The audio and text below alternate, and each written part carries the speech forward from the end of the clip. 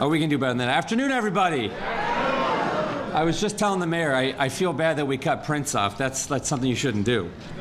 My name is Samir Mayakar, and I'm so proud to serve as Deputy Mayor for Neighborhood and Economic Development.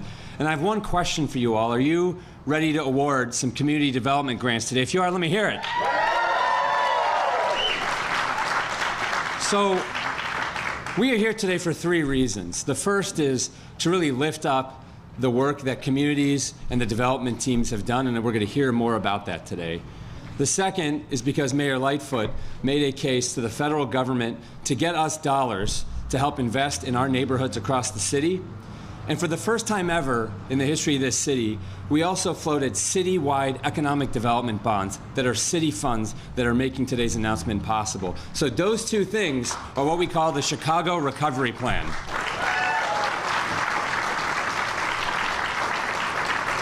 So a key part of making the Chicago Recovery Plan a Chicago recovery reality was moving this through the City Council. And the mayor pushed forward this budget at the end of last year, and her budget chair had painstaking effort in order to make sure that this passed the City Council, which it did. So I want to bring up the Alderwoman for this ward and the budget chair who made this happen, Alderwoman Pat Dell.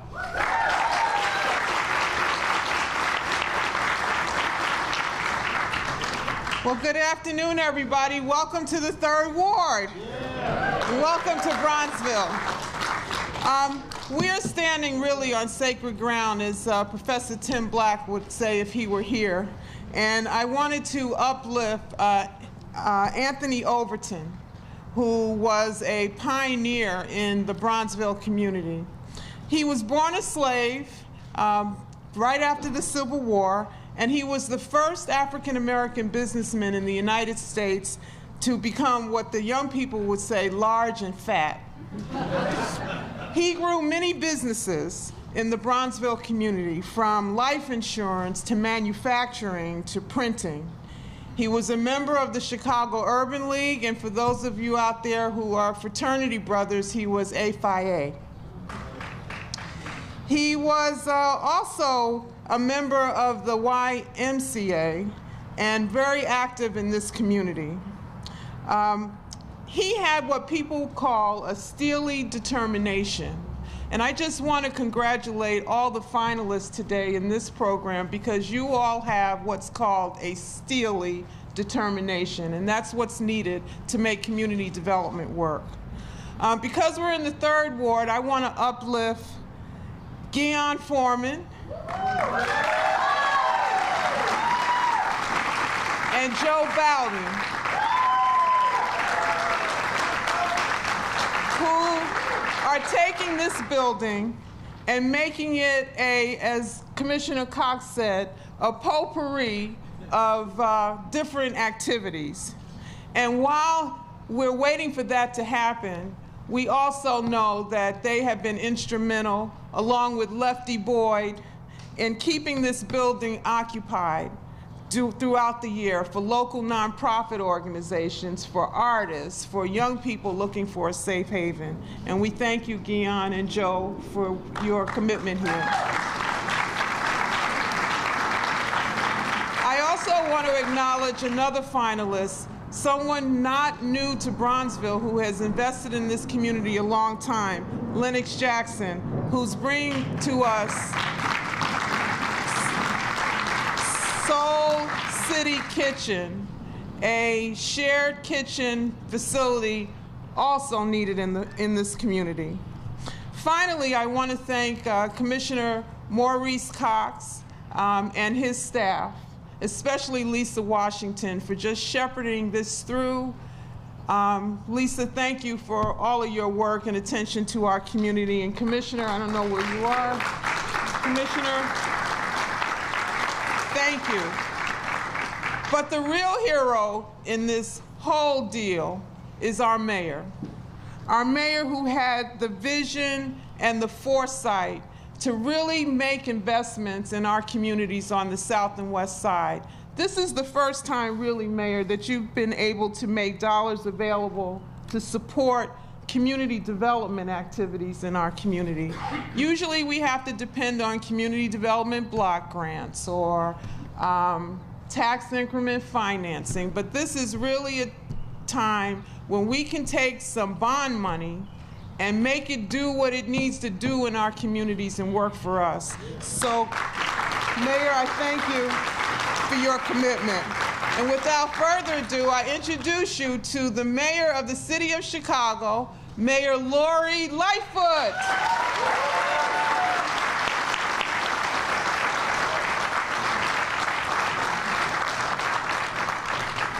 So good afternoon, everyone.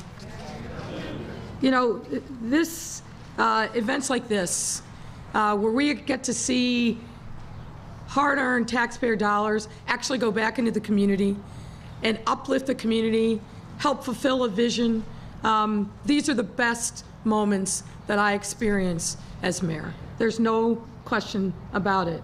And to see so many people here who really toiled in the vineyard for a long time, who have been working hard to really make positive change in communities, and see you here and the excitement in the room, even though you cut Prince off, which is, I think, a crime. This is incredible. So Guion and Joe, thank you so much for everything you've done for this space. And folks, if you haven't, just step inside the gymnasium, because one of the things that they are really focused on is making sure that young black kids see themselves in the history of great people who have passed through this city, who are still here working hard. They need to know that history because they should see themselves reflected in it, and then be thinking about how they chart their own path forward and create their own history to be all the great folks that are featured in the murals around this building, and all the positive messages about black excellence that are here. So thank you for executing on that vision.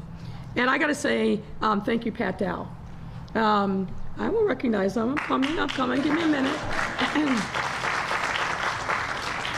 I want to say thank you especially to Pat Dow, and I definitely will talk about her city council colleagues who are here with us. Even in years of more money than we've ever seen, probably since the WPA, it's not easy getting a budget through.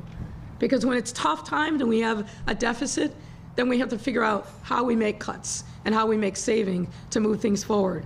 When we have more money, as we did last fall, that wasn't easy either. But through thick and thin, Pat Dow is a steady hand on the wheel, making sure that she's listening to her colleagues, that she's doing everything that we can to engage and activate the community, and then working with us to put a budget together that reflects community priorities, not just the mayoral priorities, but community priorities, and continuing to make good on our promise and commitment around equity and inclusion. So, Pat, thank you so much for everything that you do every day. And we do have a number of city council members that are here. David Moore is here. Ariel Roboyos is here. And no, he didn't get lost from the north side. Thank you, Ariel, for being here. And our newest alderperson, Nicole Lee, is here. And I got to give a shout out to Lamont Robinson, who is always a champion state rep, whose district covers this area, cares deeply and is an incredible advocate. Let me also recognize and thank Commissioner Cox.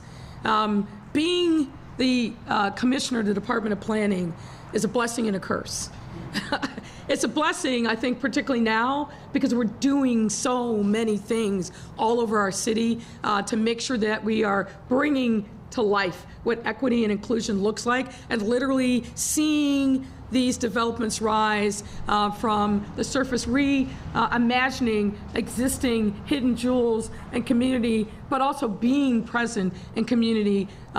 Commissioner Cox and his team have done a yeoman's job in making sure that we are close to community, that we have a pipeline of deals coming that are going to benefit the community, including the downtown, but not just exclusively the downtown. So I want to give a round of applause to the commissioner and his team.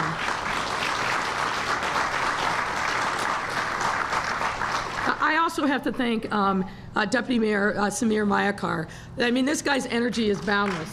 I mean, he's everywhere. And his team, many of whom are here over to my left, who are doing everything that they can to make the vision of equity and inclusion a reality. So thank you very much, Samir. Thank you to the team for all you do to make sure that we are forging ahead, even with headwinds, that we are bringing it, and we're bringing it home for our communities.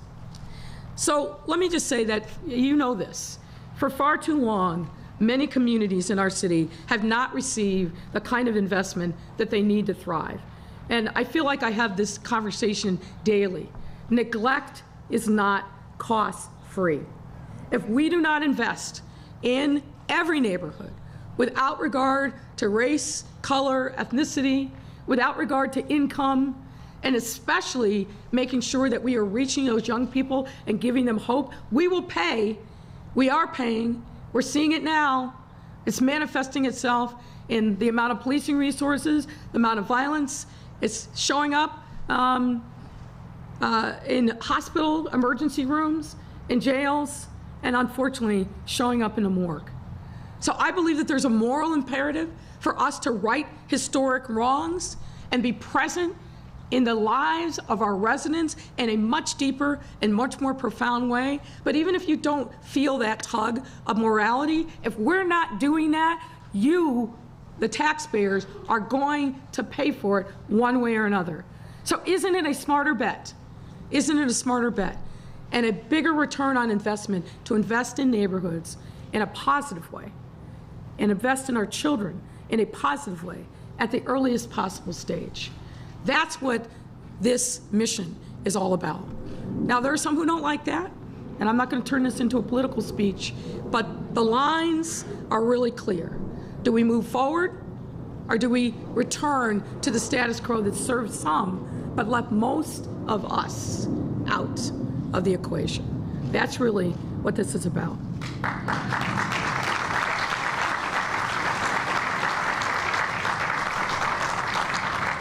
And I know, as city leaders, we have the ability and the responsibility to invest in the vibrancy and resiliency of all of our neighborhoods, all of our communities, and the lives of our residents who call it home. And we know how to do that. We've seen that happen when we invest, for example, in the South Loop. We've seen that, what that means when we invest in neighborhoods like the West Loop, or we invest in River North. But how about Inglewood? How about Austin? How about Roseland? How about other places across our city? We can do this if we are intentional and purposeful and make sure that we're bringing the community to the table. Nothing for you without you. That's our mantra.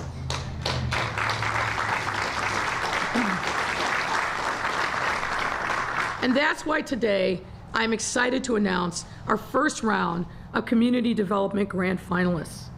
The $70 million Community Development Grant Program is a part of our Chicago Recovery Plan, which represents the city's once-in-a-lifetime opportunity to create equity-based investment strategy that will lead to sustainable economic recovery from COVID-19. This historic investment includes $1.89 billion from the American Rescue Plan and over $600 million in local bond funds. And yes, that is our dollars. With these funds, the city, in partnership with community, will be able to create thriving and safe communities, as well as an equitable recovery by making investments in our neighborhoods and communities that have been hardest hit by the pandemic. And look, if we're honest, they've been hardest hit by the lack of investment for way too long, and we are taking steps to right that wrong. The Community Development Grant Program is an important part of this effort. It is centered around our commitment towards strengthening local business corridors and enhancing neighborhood vitality.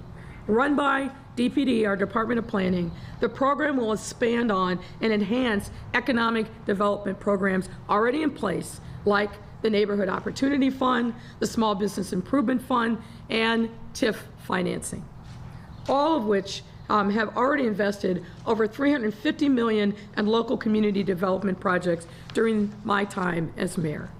In addition to expanding funding for these critical projects, the Community Development Grant Program features expanded geographic and business eligibility to meet the needs we know exist across our city. Right now, our city is poised for an incredible economic recovery, having ended 2021 with one of the best economic years on record. In order to keep that momentum going, we must make sure to lift up all of our neighborhoods so that they too can take part in the prosperity that this historic recovery will undoubtedly bring. We are better positioned, I am certain, than any other big city in the country. Lowest unemployment, biggest numbers in economic development, people coming to our city because of the strength of that economy and our workforce. This is a great time to be in Chicago. In this first round of announcements for the program, we're announcing 26 projects total, with more to come at later announcements over the course of the summer and the fall. And let me tell you a little bit about this first cohort. In total, these 26 projects will receive $33.6 million in estimated awards from the Chicago Recovery Plan and from TIF, and leverage over $100 million in private investment. They also represent 19 community areas and 20 wards, and 10 of them are Invest Southwest projects, building upon the momentum of our administration's signature economic development investment plan, which at the 2-year mark was already at $1.4 billion. Importantly, these projects and businesses also demonstrate the rich social and economic diversity of our neighborhoods. We have an apparel manufacturing cooperative that's being funded, community health and wellness providers, a multi-generational family bakery, a shared community kitchen, an immigrant integration and job training center, youth-led produce market focused on West Side food equity, and a brewery relocating from the suburbs to Pilsen, just to name a few. Many of these projects are also reimagining their spaces by rehabbing former school buildings and focusing on sustainable development. As you can see, we have quite the cohort for this first round, and I'm thankful to each and every one of them, as well as everyone who applied for this grant for stepping up to help fulfill a need within their respective community.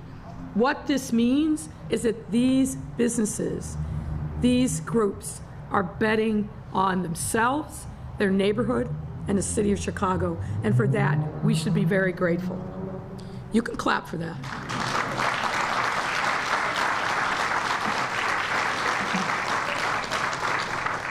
I'm proud to have each and every one of the finalists on board with the mission of our city, and look forward to watching their projects thrive and catalyze additional growth in their communities. And let me also just say that we're going to be with you every step of the way.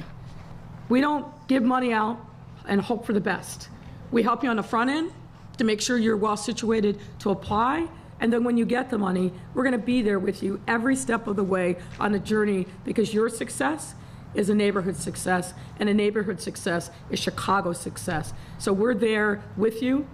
This is a partnership and a collaboration, and I want you to know that.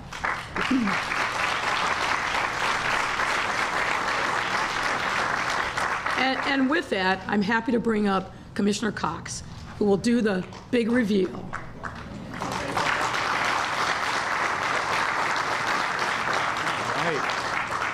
Oh, good afternoon. Wow, this is a big crowd. I'm so excited. These are moments like this is what makes the job really worth doing.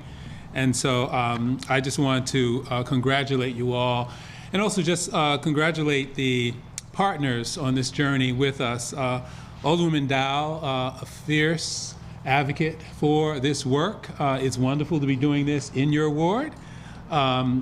Deputy Mayor Mayakar, who is my partner in crime and is just an amazing supporter for this grassroots economic development model. Thank you.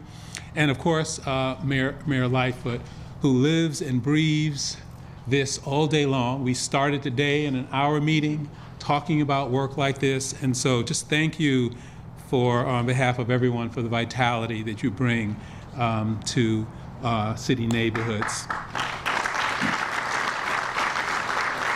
And so now I get the fun part. I get to announce the finalists, the 26 finalists. So it's my distinct honor to present the businesses, the organizations, and the entrepreneurs that will be supported by this round of the Recovery Plan Development Grants. As you've already heard, these 26 amazing place-based investments will significantly improve the buildings, the facilities, and the land that represent the very unique character of our local neighborhoods.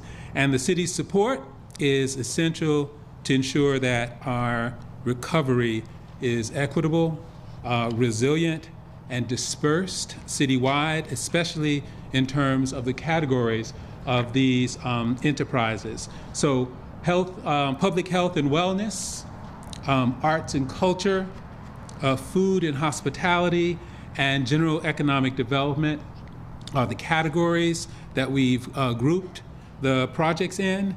There are so many finalists that we will be announcing their names in groups and according to the type of project that they are undertaking. And so when you hear your project name, we'd like those representing the groups to stand up, to soak up the applause, and then accept our congratulations. And then at the end of the formal ceremony, we'll all gather in front and take a group photo of all the finalists. So, I would like to start with health and wellness. So let's get this going. The three finalists whose projects support the health and wellness of Chicago residents, especially in our Black and brown neighborhoods, they will be combined receiving an award of $9.2 million. And they include, in the Woodlawn community, Friend Health. Can you please make yourself present? Awesome. All right. Excellent. In Brighton Park, Esperanza Health. Are they in the house? All right. Excellent. Awesome. And in Westtown, Humble Park Health. Excellent. Congratulations, congratulations. In the category of arts and culture, we have three cultural organizations that will be expanding the city's arts and culture resources through new investment projects. They collectively will be receiving a total of more than $600,000, and they include in the Kenwood community, the Muddy Waters Mojo Museum.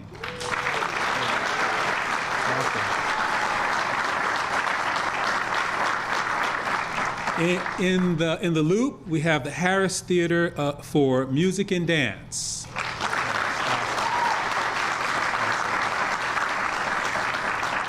And in the South Loop, we have the Revival Performance Space. Awesome. Congratulations.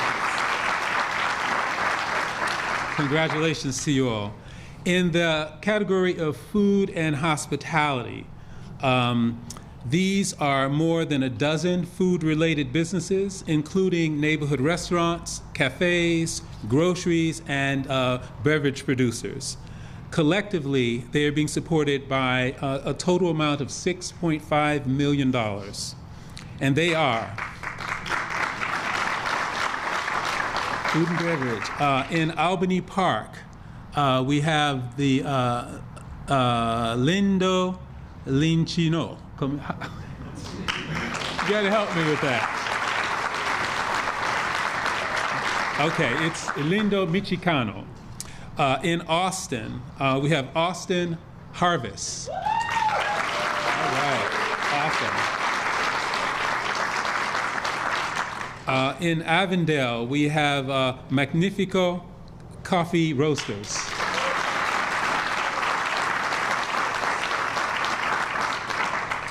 In Bridgeport, the 26th Street Sugar Shack. All right. On the Lower West Side, We have five rabbits. This is beers. Becerria. Okay, are they here? There you are. In New City, back at the yards, we have the Algae Sciences Food Facility. Nice. All right. In then South Lawndale, the Carnitas Urupan. Okay. Awesome. In South Chicago, we have Chico's Oven. Right here, Chico's Oven. In Brighton Park, we have Sputnik Coffee. All right, awesome. In South Shore, we have So Veg City. All right, So Veg City's in the house. Awesome. Also in South Shore, we have Jeffrey, Java, and Old Fashioned Donuts. Nice, all right. In Logan Square, we have Emmett Street Market. Nice. Awesome. And in Grand Boulevard, we have Soul City Kitchen. Congratulations. So in the category of commercial spaces for businesses and education, this last group of finalists will be enhancing commercial spaces that are incredibly important to neighborhood vitality. The projects are creating modern working environments for businesses and education and educational projects that will make Chicagoans more productive and more prepared for the future. The grants total more than $16 million.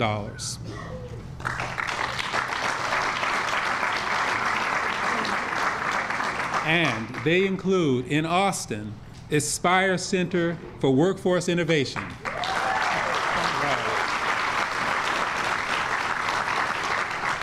Also in Austin, World Leaders Learning Youth Development.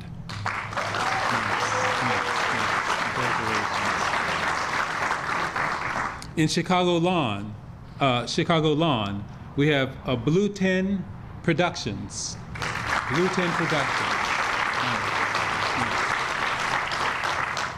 In Grand Boulevard, the Bronzeville Sustainable Commercial Center. Right here. Nice. Awesome. Also in Grand Boulevard, the Overton Center for Excellence.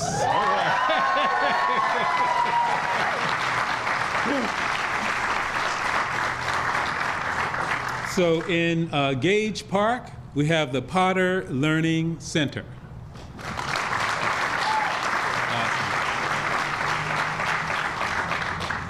And in Lakeview, we have the U and Associates Collaborative.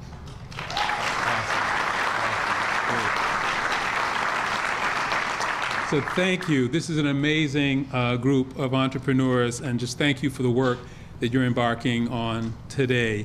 So on behalf of the city and my staff who are here in the planning department, I see a number of them, Sophia, Tim, Lisa, James. It's just wonderful to work with them every day.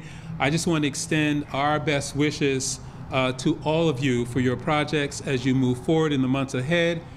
We've got your back. We will be there at every step of the way to make sure you get to the finish line. And at this point, I'd like to ask one of our finalists to come and tell you a little bit about their project. I remember when I first arrived, we took a tour with the mayor. We sat in that gymnasium with these heat blowers. It was so cold. And he talked about his vision for this complex. And to be here today, to see it happen is just, this is what it's all about. Guion Foreman.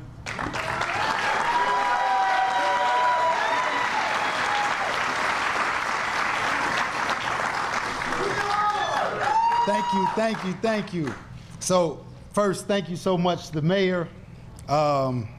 We've been friends for a while, got a chance to serve together, and you know I'm always proud of you. So to be here today to kick this off for such an important project for the community, really grateful. Alderman Dow, man, you hung with us.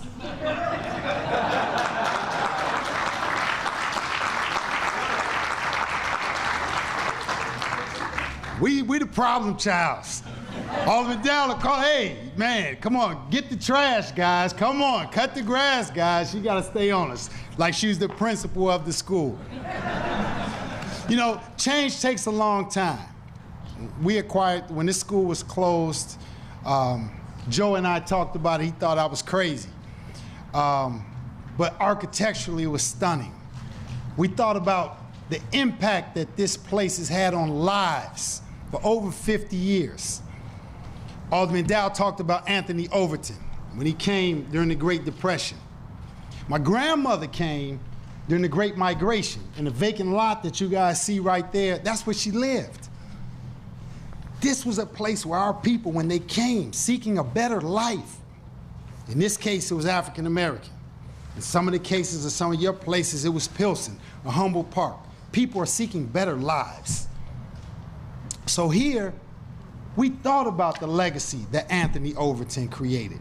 We thought about the legacy that our grandparents created and said, what can we do to ensure that we have excellence in our community? And it's a focus every day.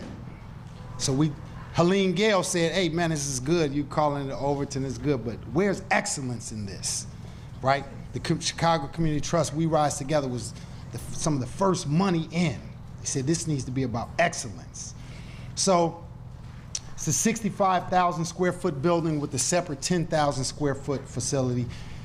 The annex building is going to be an audio-visual studio. My partner Joe is invested in the entertainment business. A lot of us, we hear the rap music and we're, oh, this is the problem of our community. Well, he's found a way to grab the young people, right? To get the things that they're interested in, communicate messages, right? So that's going to be something not only that his artists can perform in, but the young people, not just from this community, but the city. They can learn the business. The classrooms. These will be places focused on business, technology, and the arts. Things that we know that we have the ability to create in our communities. And they want to work together as an ecosystem. There's a kitchen. Chef David Fuller, he's a Chicago public school teacher at Chicago Vocational. He's going to be teaching healthy cooking classes, servicing the building with food as well. You want to get a latte or something, you can come there. The gym, Lefty has been operating the gym for the last 4 or 5 years, and it'll be a multi-purpose. It may be a gym, it may be a place where we have a community meeting. Alderman Dallas held community meetings here. It's an ecosystem. It's not Joe and I doing this alone. The art you see behind us, that's Amanda Williams. She's a Bronzeville resident.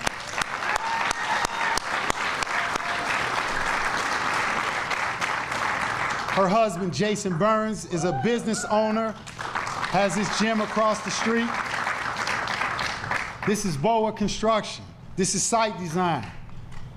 But the general, it's a lot more people. I'm not going to say the names because I'm going to get myself in trouble. The general of all of this is a designer, incredible designer. Paula, Borderless Studios.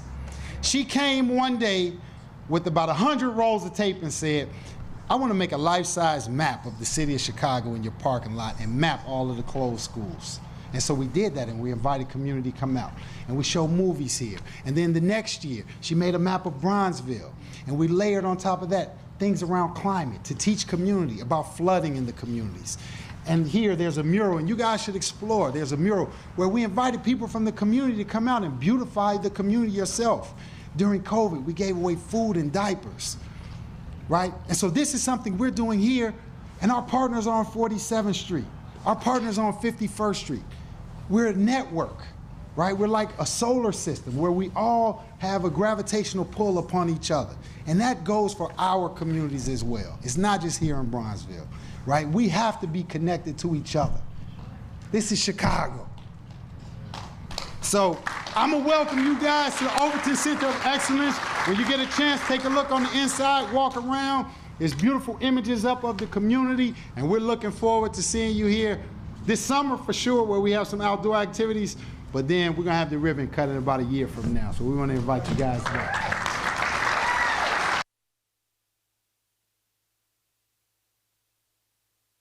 I'm sorry. I take back every bad thing I ever said about DPD.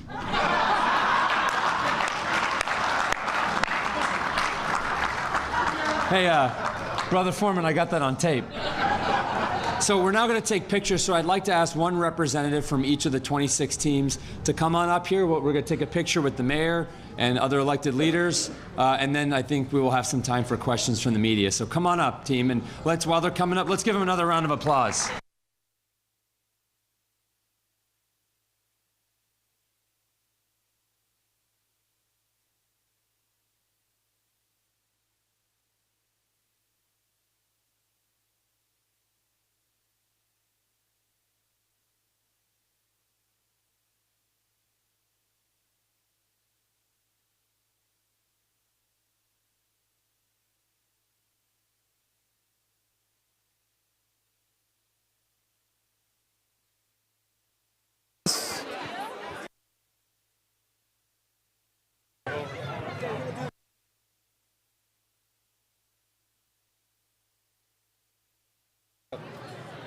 How's it going, ladies and gentlemen? Can I just ask everyone up front to take their seats? We're going to start our Q&A. I'm going to ask everyone to take a seat. We're going to start our Q&A session in the next 2 minutes. Please take your seat, ladies and gentlemen. Thank you so much.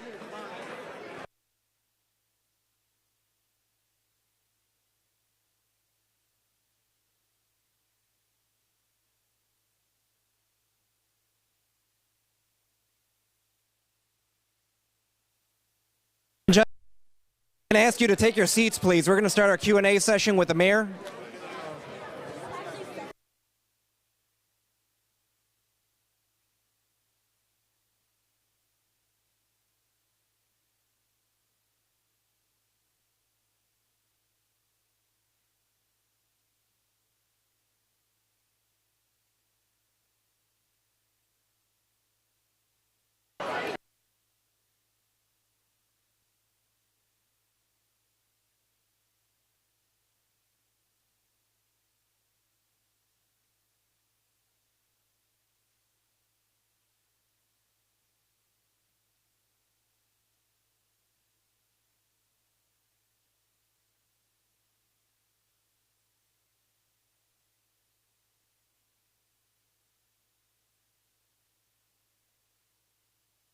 Ladies and gentlemen, can I ask you to take a seat, please? We're going to start our Q&A right now with our mayor, Lori Lightfoot. Thank you.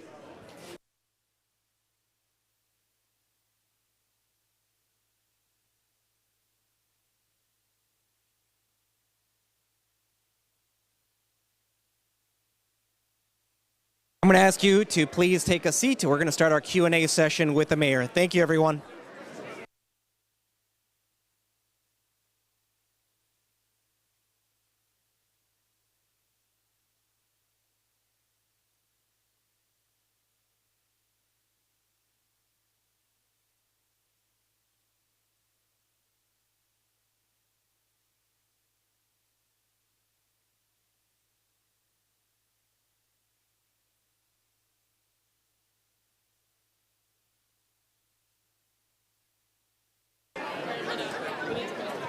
I'm going to ask everyone to please take a seat. We're going to start our Q&A session.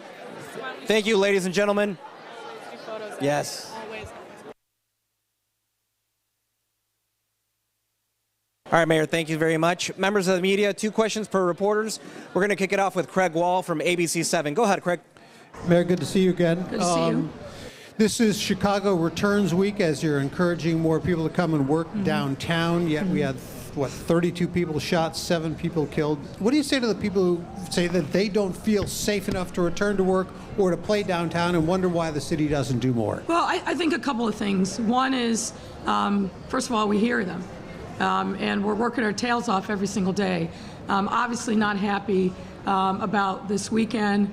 And particularly distressing is, again, the number of young people that seemingly are involved in acts of violence. It's clearly not acceptable. And that's why we've got to keep doing, I think, the things that we know are working. What we've seen in the 15 communities where we focused a lot of time and attention in what we call the whole of government approach is we've seen pretty dramatic decreases in almost every single one of those communities in shootings and homicides. Month over month, year over year, we're down in those categories, but it's not enough. And I'm not going to rest, and I know the superintendent and the entire department shares my resolve that we've got to do more to give people confidence and make them feel safe, because they are safe. So, as I said, we've made progress this year, but it's not good enough, and we've talked a lot over the course of the weekend and again today about more resources that we need to commit to the CTA.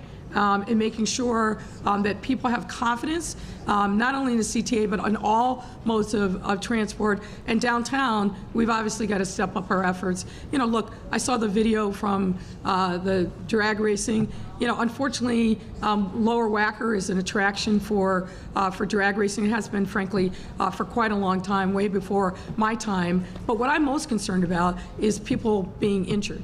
When young people or whoever they are engage in that kind of high-speed driving, you know, going in a circle, making the donuts as we used to call them in the day, somebody's going to get injured.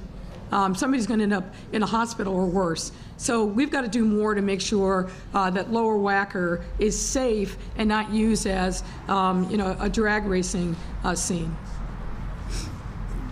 Crime and safety, obviously, a top concern for voters. Are you feeling additional pressure in this election year to make the city safer, to avoid weekends like we saw? It doesn't have anything to do about the election. It's about making sure that our city is livable for our residents, and particularly those residents in neighborhoods that have long suffered from outrageous amounts of crime and violence. It's about making sure that people in those neighborhoods also feel safe, because they have lived with the lack of investment. They've lived with the lack of focus and attention on violence for way too long. You know, when I hear a kid say and as I heard young man talk about Little Village, that he walks by murals of names of people who have died in his community. Not beautiful art, not other testaments to the beauty of that community, which is an incredibly vibrant and beautiful community. But when young people don't feel safe, when seniors don't feel safe, we are all failing. And we all have to be part of the solution. I work my tail off every single day to make sure that we're doing everything. Any notice that I get where I see a shooting, where I see worse, a homicide or some other incident, I'm all over it. I'm reaching out, I'm demanding answers. What are we doing? How are we moving deployments? And that's why we also have done a lot to engage the community in this, because in the long term, as you've heard me say many times, there's always a spike in violence. Over the last, my now 30-plus years of living in this city, every few years, there's a huge spike in violence. We throw massive amounts of police resources at it, and it comes down. But then it comes back again a couple years later. Same spike, down, massive police resources. You know, what's the definition of insanity? By doing the same thing and expecting a different result. Insanity is only focusing and putting, frankly, the burden on our police department to solve all of our historic wrongs and social issues. We've got a different strategy and a different approach. We're starting to see some traction, but as I said, it's not enough. And nobody's should be doing a victory lap, at least of all me, when people in the city still don't feel safe. So we've got to lean into the strategies that work, as we have done, and we've got to look ourselves in the eye candidly and say, where do we need to do better? And we do have that conversation literally every single day. If I can ask a question for Dana Kozlov, who could not be here with us. She wonders about if you can speak to the issue with the CTA crime. We had 3 stabbings, 3 separate lines over the weekend, and how you think this could impact the mayor's race. Well, again, it's not about the politics. It's about making sure people are safe. And making sure that our residents feel safe on all modes of transportation, and the CTA is a critical part of it. CTA is the lifeblood of the city. whether it's the bus lines, whether it's the train lines. We've got to do a better job. Again, I was in multiple conversations over the weekend with the superintendent, with Dorval Carter, the president of the CTA. There's got to be better communication and collaboration there, and I'm doing my part and will continue to make sure that we are forging critical solutions. We got to keep the passengers safe, and we've got to keep those workers safe as well, to make sure that they're not vulnerable. And I think there's some additional enhancements that we can bring to the table to do just that. Heather, WTTW. Hi, Mayor. Hi there. Since we've last seen you, Mike Quigley announced he's not going to run for mayor, but as he announced it, he put out a poll saying that he would beat you by 10 percentage points in a runoff. How do you think that poll is accurate, and are you concerned that you're vulnerable in a runoff against a high-profile candidate such as him? What I am focused on is doing my job every day. You guys are real interested in the back and forth in politics, who's in, who's not in, and some folks are desperate for a credible candidate to run against me. I'll run on my record. I'll present that to the voters. I feel very good about the accomplishments that we're making today. I think is case in point. We are bringing equity and inclusion in real ways with real dollars and commitments all across the city, and I think people are starting to see it. We've got work to do to make sure that people know everything that we've done over these almost 3 years, not quite. So I feel very, very comfortable about where we are, but mostly what I'm going to do is focus on doing my day job.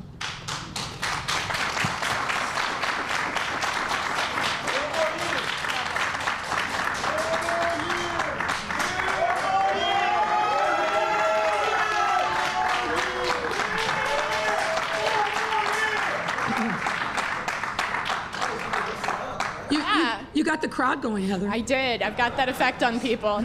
A book by 2 New York Times reporters quotes you as saying that you were prepared to remove police services from 2 wards because their alder people did not want to increase funding for the Chicago Police Department. Which wards were those? No, I don't think that's what that says. And as you saw, I wouldn't tell them that. What I said is there were some people in the city council who don't believe in policing. And I know there are a lot of other people who would love those additional policing resources. And so if they're not interested in having police resources in their district, I know a lot of other alder people who would welcome those additional police sources. So I told them to put it to me in writing, and I'd be happy to reallocate those policing resources elsewhere. I never got that note.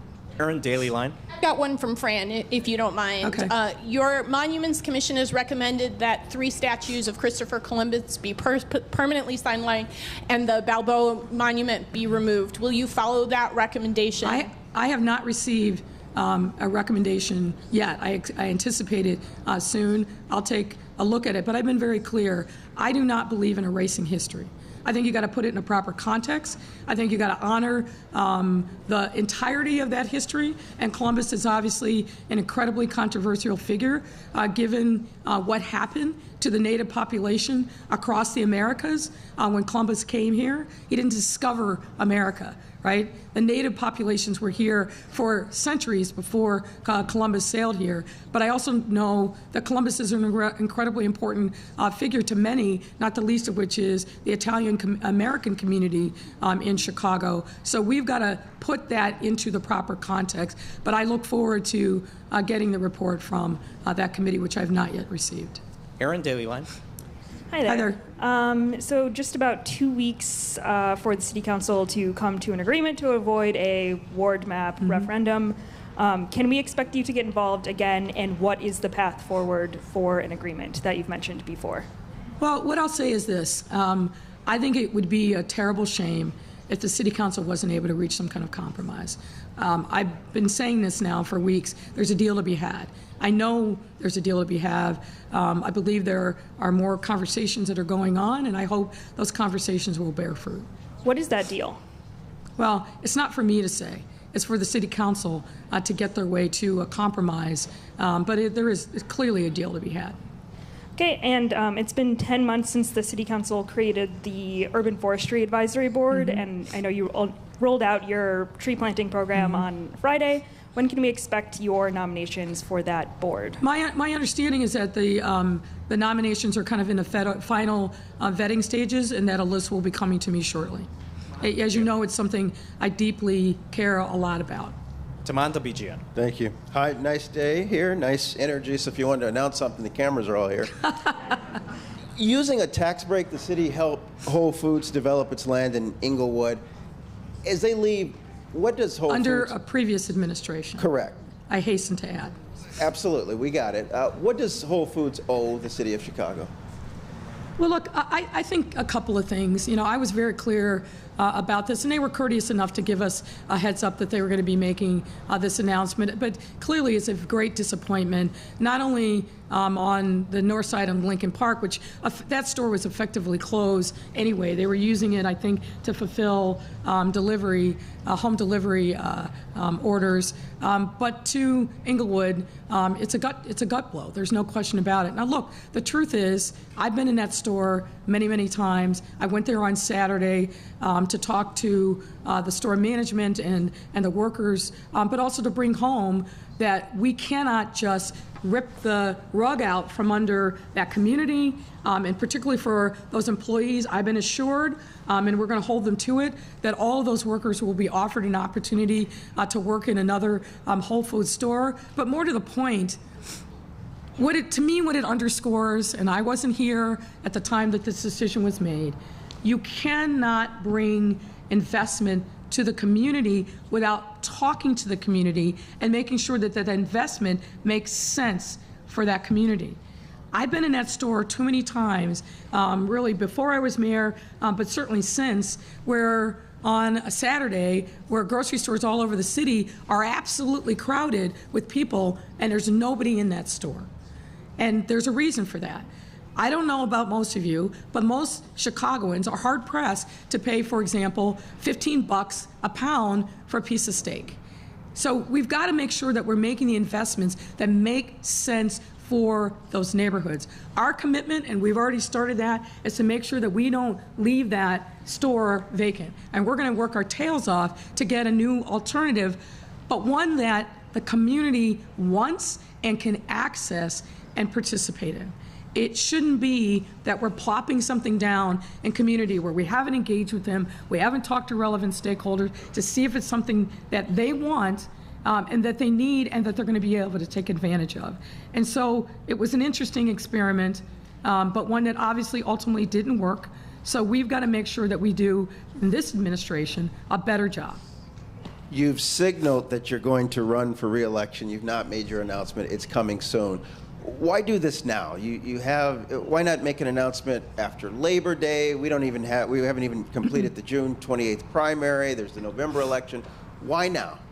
Because you keep asking me every day.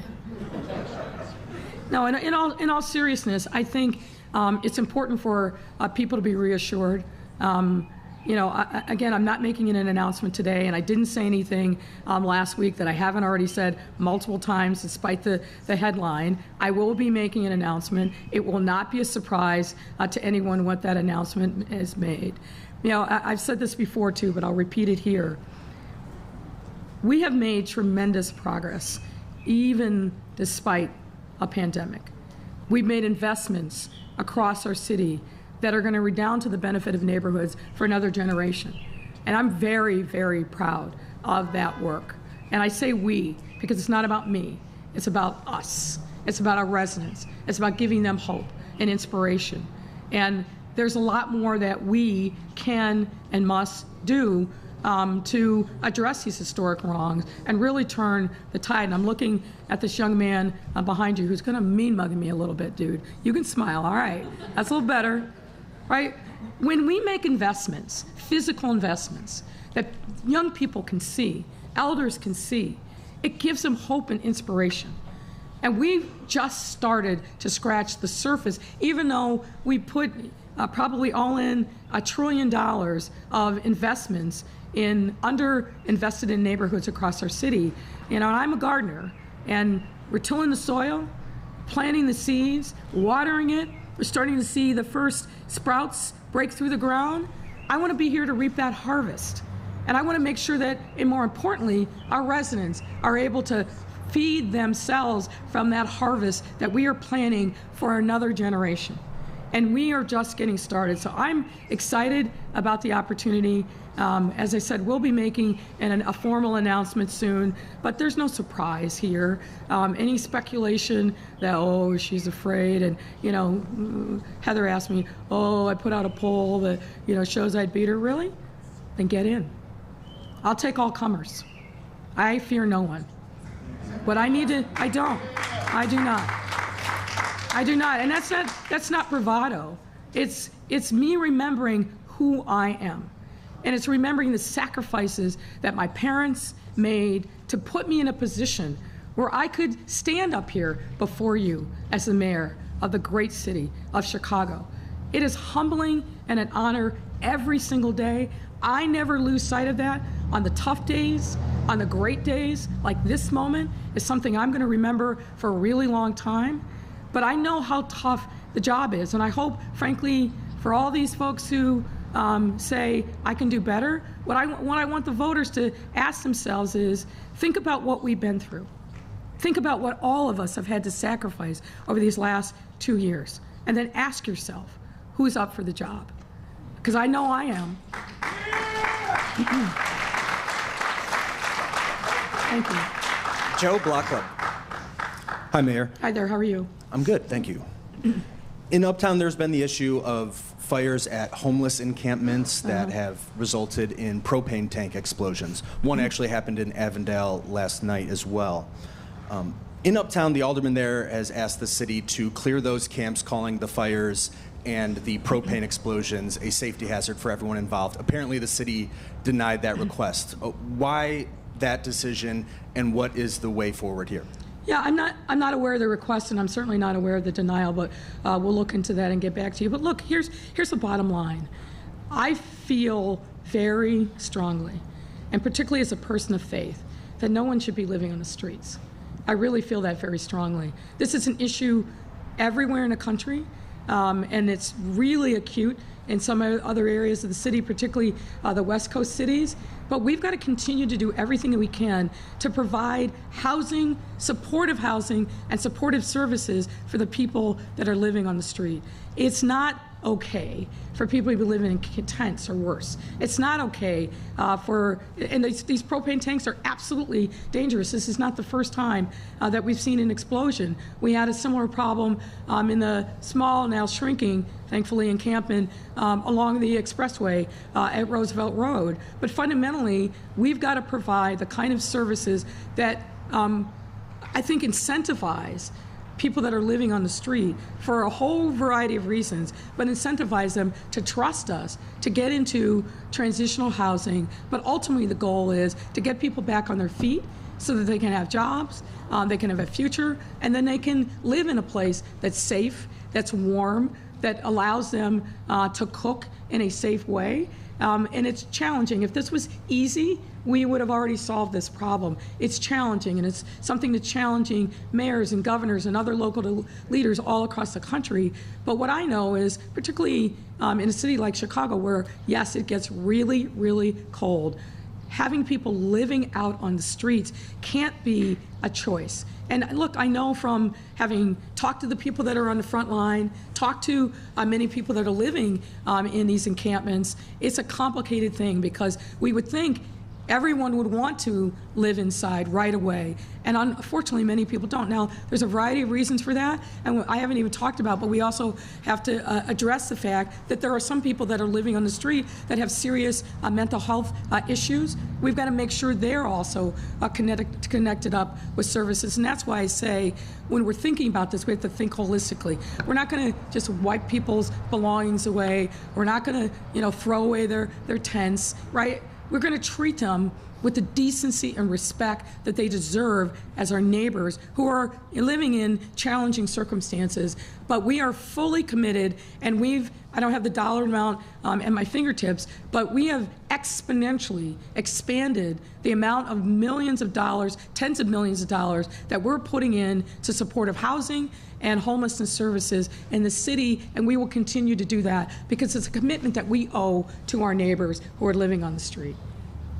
Switching topics here, more neighborhoods are opting to hire private security companies to patrol residential areas. Does the city have any accountability measures in place for these armed guards? Are you still concerned about this development? I am concerned, and number one is we've got to make every neighborhood safer so people don't feel like they've got to resort to that option. So that's on us, and we've got to keep making sure that we do everything possible. But the other thing about it is, in many instances, they're hiring off-duty police officers who are, equipped like they're the police. So if something happens, because they don't have any authority to patrol our streets, that is solely the province of the Chicago Police Department for on-duty officers. So the question that I have, I know our law department and the superintendent have, is if you're going to hire private security, particularly if you're going to populate that with off-duty Chicago police officers, are you also going to be stepping up to give us liability protection if something goes wrong? So it's a very complicated calculus for communities to step up and do that. I understand the concern, and as I said, fundamentally what we mean to do is make sure those communities are safe, and we don't want to have a circumstance where public safety is only available to the wealthy. That's a terrible dynamic. So we need to be concerned about that as well. But we're working with these communities on a community-by-community basis to talk about the upsides and downsides of what they're doing. But fundamentally, if they're going to hire off-duty Chicago police officers, then they're going to have to indemnify us for that, because people aren't going to make a distinction of, oh, this person was working off-duty and therefore XYZ community organization is now responsible. If they see the police, they think the police, and if there's a problem, they sue the city. And we can't generate more lawsuits as a result of that. We're maybe solving one problem, but then creating potentially a host of others. That also affects taxpayers. Marianne, NBC. Mayor, thank you. Last night there was the incident that forced the Moulin Rouge to stop its production. While we've been here this afternoon, and you might not have been able to get updated, there was a carjacking at Lakeshore Drive. The suspect hid inside Northwestern Hospital. He has been located just within the last 45 minutes or so. Does Superintendent Brown, does he still have your confidence? He has my confidence 100%. You guys ask this question once a month-ish. Look, what we're dealing with is a decades in the making problem, and particularly when it comes to our young people. I spent part of my morning really kind of getting a deep dive into numbers and looking at the number of young people that are criminal justice involved and who they are and kind of what their background is. And what we fundamentally know is a lot of these young people, and again, I'm making a presumption because I don't have the details about this latest carjacking, but where we have seen the increase is in the number of young people that are getting involved in incredibly risky conduct, particularly when it comes to carjacking. And invariably, those are young people that are school age but disconnected from CPS. And so the charge is we've got to find these young people. We have to come up with a strategy for the long term that makes sure that we don't have young people missing in action from school. When they're school age, they need to be in school. They need to be involved in productive activities. Again, as part of our the budget that City Council passed last year, we have literally millions, tens of millions of dollars that are going into youth jobs, supportive services, supporting families. But we've got to make sure that these young people know about the opportunities and that we're connecting them up with opportunities. And then the other thing that we must do, and as I said to my team this morning in talking about it, we've got to walk and chew gum at the same time. We've got to stop the pipeline to the streets. And that means making sure that we're investing in these families at the earliest possible stage, as we're doing. That means that in elementary school and junior high school, that we're showing these young people opportunities that exist right here in the city, and organized labor and other businesses are really, I think, stepping up to be important partners for us. But that is the long-term play. But meanwhile, we've got to also make sure that the violent, dangerous people are held accountable. And our police department is working its tail off to make sure we identify who these people are, that we gather the evidence, and that we present that evidence to the state's attorney for charging. But I'm a broken record like this on this issue, and you know that. Once we do that, and we meet the exacting standards of the state's attorney, the judges have to hold these folks accountable. We arrested a young woman last week, a girl, 16 years old. Her rap sheet is almost as long as my arm. She's got several pending cases and arrested for yet another carjacking. And the police are working on putting together the facts for several carjackings that we believe that she is responsible for. How is it possible that young people have multiple pending cases? Catch and release is not a strategy for public safety. It doesn't work. So getting these young people, intervening with them, and I'm not saying lock them up and throw away the key, that's not the answer either. But we can't keep this cycle of, frankly, stupidity that we're seeing with young people having case after case after case because they're not being taught anything. They're becoming more brazen. And meanwhile, it's making our community a lot less safer. So we're working with the courts, with youth probation on a strategy, but we need the courts to step up and do their part as well. If we're just dumping young people back into exactly the same fractured circumstance that unfortunately many of them come for, with no intervention, no requirement to report really to anybody, we are not helping them, we're not helping their family, and we're not helping our city. Also, could I ask you, do you ride the CTA? And I wonder if you would also recommend it to a friend who might fly in to O'Hare or Midway and say, take the L, come on downtown. I do ride the CTA, and in fact, I rode it last night. I had an event down at Wintrust for the City College's graduation, and I got on at my local stop at Logan Square, and I rode it downtown. And I recommend the CTA all the time to friends and family, particularly in rush hour. It's a much more expeditious way of getting from the airports to the downtown area. But I also recognize we've got to step up and do more because people don't feel safe. And we, the collective we, have to do a better job of making sure that in fact it is safe. And again, as I said at the outset, I'm pushing the superintendent, I'm pushing President Carter of the CTA. We all have to hold ourselves accountable to do a better job of making sure that crime is going down as it is, but that we are doing everything we can to create confidence in our residents that our city is safe. And right now, that's challenged, and I'm very well aware of that. So we're going to keep working at this and get it right. Thanks a lot, Mayor. That's a wrap. Have a great day, everyone. Thank you.